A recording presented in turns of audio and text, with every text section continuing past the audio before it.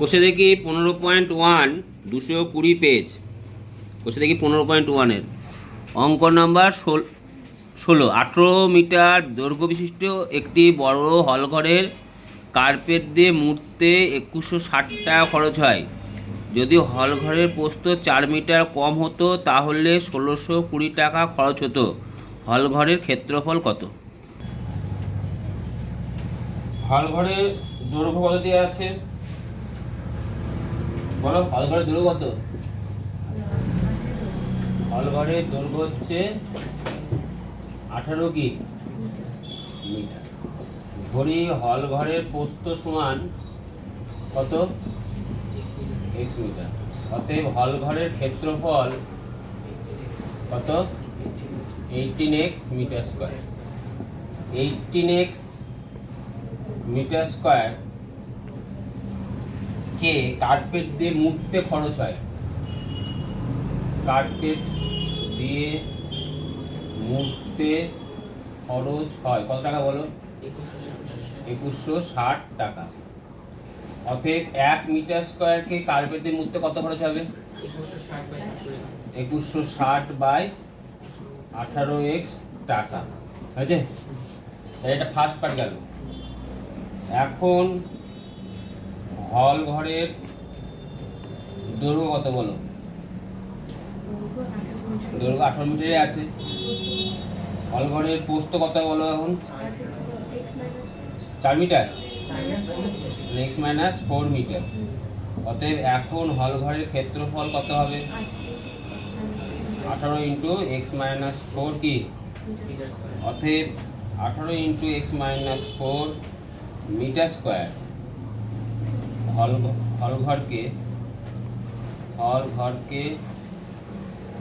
Carpet দিয়ে মুড়তে খরচ হয় কত টাকা বলেছে? 1620 টাকা। অতএব 1 মিটার স্কয়ার হলঘরকে কার্পেট দিয়ে মুড়তে খরচ হবে কত টাকা? 1620/18 × x - 4 কি টাকা। এবার দেখো, এটাও 1 মিটার স্কয়ার, এটাও 1 মিটার স্কয়ার। দুটো একই টাকা, মানে 1 মিটার স্কয়ারে একই টাকা খরচ হবে না আলাদা টাকা খরচ হবে?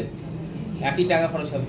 তাহলে অতএব প্রশ্ন অনুযায়ী, কারণ টাকার পরিমাণ তো বাড়ানো কমানো হয়নি, জাস্ট অঙ্ক বলা হয়েছে যে যদি প্রস্থ 4 মিটার কম হতো তাহলে এত টাকা খরচ হতো, আর কিচ্ছু বলে দেয়নি, টাকা পয়সা কমের কথা বলেনি। তার মানে কি দুটো ক্ষেত্রে একই টাকা না আলাদা টাকা?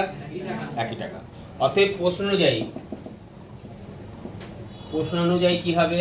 2160/18x সমান 1620/18 × x - কত 4। এবার দেখো 18 প্রথম কেটে দিলাম, এই 0 0 কেটে গেল, থাকলো কত করে বলো? ওপরে 216/x সমান 162/x - 4। এবার মনে মনে কাটো, 2 দিয়ে কাটো নাকি? 2 দিয়ে কাটলে কত হয় বলো? 108 কত x সমান 81 কত x - 4। আবার দেখো কত দিয়ে কাটা যাবে? 9 দিয়ে কাটা যাবে না? 9 12 কত হয়?